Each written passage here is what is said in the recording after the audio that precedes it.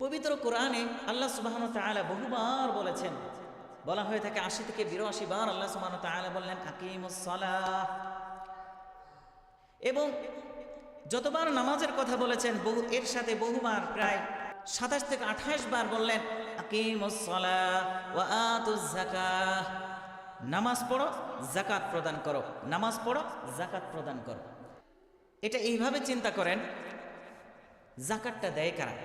আল্লাহ সুবহানাহু ওয়া তাআলা কোথাও কিন্তু বলেননি যে তুমি যাকাত নাও, যাকাত নাও। হ্যাঁ, যাকাতের ক্ষেত্র বলে দিয়েছেন যে অমুক অমুক ব্যক্তিরা যাকাত পাবে, কিন্তু বলেনি, কোথাও কোরআন হাদিসের বলেনি তুমি যাকাত নাও, তুমি যাকাত নাও, তুমি মানুষের কাছে যেয়ে বলো আমাকে যাকাত দাও। এটা কখনো বলেননি। বলা হয়েছে আকিমুস সালাহ, নামাজ পড়ো, আল্লাহর ইবাদত করো, ওয়া আতুজ যাকাত, যাকাত প্রদান করো। এখন যাকাত প্রদান করার মানে কি? একেবারে হতদরিদ্র সে যাকাত দিবে, নাকি আল্লাহ সুবহানাহু ওয়া তাআলা যাকে সম্পদ দান করেছেন, বিপুল সম্পদ দান করেছেন, নির্দিষ্ট একটা অর্থ দান করেছেন, সেই তো যাকাত দিবে, মানে সে ধনী? তো আল্লাহ তাআলা বললেন তুমি নামাজ পড়ো, যাকাত দাও, মানে তুমি ধনী হও, উপার্জন করো, সচ্ছল হও। তো আপনি হালাল উপায়ে কোটি কোটি টাকার মালিক হয়ে যান, বিশ্বের সেরা ধনী হয়ে যান, ইসলামে এটা বাধা নেই। আপনি আল্লাহর ইবাদতও করেন, উপার্জনও করেন, কোটি কোটি টাকার সম্পদের মালিক হন, সমস্যা নেই। কিন্তু এই উপার্জন করতে গিয়ে যদি আপনি হারাম পথ অবলম্বন করেন তাহলে ক্ষতি আছে। এক সাহাবী, নাম হলো সালাবা ইবনে হাতিব। কি? সালাবা ইবনে হাতিব, আনসারী সাহাবী। রাসূল সাল্লাল্লাহু আলাইহি ওয়াসাল্লামের কাছে একদিন এসে বলছে, ইয়া রাসূলুল্লাহ, আমার জন্য সম্পদের দোয়া করেন যাতে করে আমি অনেক ধনী হয়ে যাই। আল্লাহ রাসূল সাল্লাল্লাহু আলাইহি ওয়াসাল্লাম তাকে সতর্ক করে বললেন, তোমার যে সম্পদ আছে অল্পতেই সন্তুষ্ট থাকো এবং হালালের মধ্যেই থাকো। পরের দিন ওই সাহাবী আবার এসেছেন, ইয়া রাসূলুল্লাহ, আমার জন্য একটু সম্পদের দোয়া করেন, আমি যেন ধনী হয়ে যাই। রাসূল সাল্লাল্লাহু আলাইহি ওয়াসাল্লাম তখন তার জন্য সম্পদের দোয়া করলেন। পরবর্তীতে দেখা গেল আল্লাহ সুবহানাহু ওয়া তাআলা তাকে অনেক সম্পদ দান করলেন। এমনকি এত সম্পদ দান করলেন, তৎকালীন সময়ে সম্পদ মানেই তো হলো গরু, ছাগল, হাঁস, মুরগি বা ভেড়া, দুম্বা, বকরি, উট, এগুলোই তো। বিপুল পরিমাণের সম্পদ তার বেড়ে গেল আল্লাহ রাসূলের দোয়ার বরকতে। এমনকি তার যত বেশি সম্পদ বাড়তে লাগলো তত বেশি সে রাসূল সাল্লাল্লাহু আলাইহি ওয়াসাল্লামের দরবারে আসাটা কমিয়ে দিল। যত সম্পদ বাড়ে রাসূলের কাছে আসাটা কমে যায়, মসজিদে আসাটা তার কমে যায়।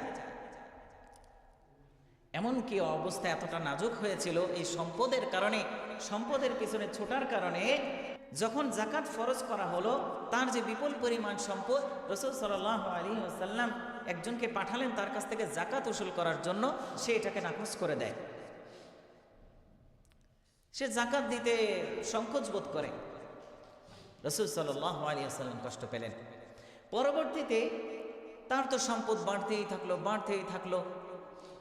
রাসূল সাল্লাল্লাহু আলাইহি ওয়াসাল্লামের যখন ওফাত হয়ে যায়, আবু বকর রাদিয়াল্লাহু তাআলা আনহুর জামানায় একদিন তার অনুশোচনা বোধ আসলো।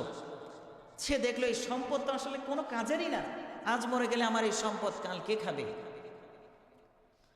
সে তখন সাথে সাথে অনুশোচনা প্রকাশ করে আল্লাহ সুবহানাহু ওয়া তাআলার কাছে তওবা করে তখন তার এই বিপুল পরিমাণ অর্থের যাকাত নিয়ে আবু বকর রাদিয়াল্লাহু তাআলা আনহুর কাছে আসলো। তৎকালীন সময় তিনি খলিফা। আবু বকর যখন দেখলেন রাসূল সাল্লাল্লাহু আলাইহি সাল্লাম তার কাছে যাকাত চেয়ে পাননি, অতএব আমিও তার আর যাকাত নিব না। পরবর্তীতে ওমর রাদিয়াল্লাহু তাআলা আনহুর জামানায় যাকাত দিতে আসছে, নেন নাই।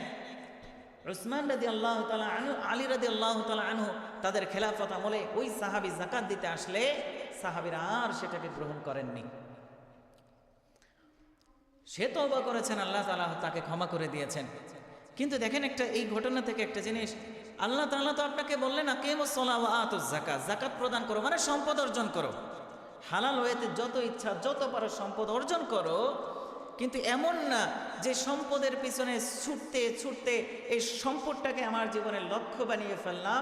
এমনটা যদি কেউ করে, এই দুনিয়াটাই একমাত্র লক্ষ্য, সম্পদ উপার্জন করাই একমাত্র লক্ষ্য, অটোমেটিকলি এই দুনিয়াকে প্রাধান্য দেওয়ার কারণে, সম্পদকে প্রাধান্য দেওয়ার কারণে সে আল্লাহ থেকে, আল্লাহর ইবাদত থেকে সে অটোমেটিক দূরে সরে যাবে।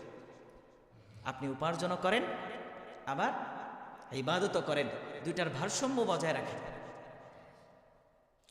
এমন যদি হয় তাহলেই কেবল এই সম্পদ আপনার জন্য উপকারী হবে, নতুবা দুনিয়ার পিছনে ছুটতে ছুটতে শুধু ছুটতেই থাকবেন, এই ছোটার শেষ হবে না।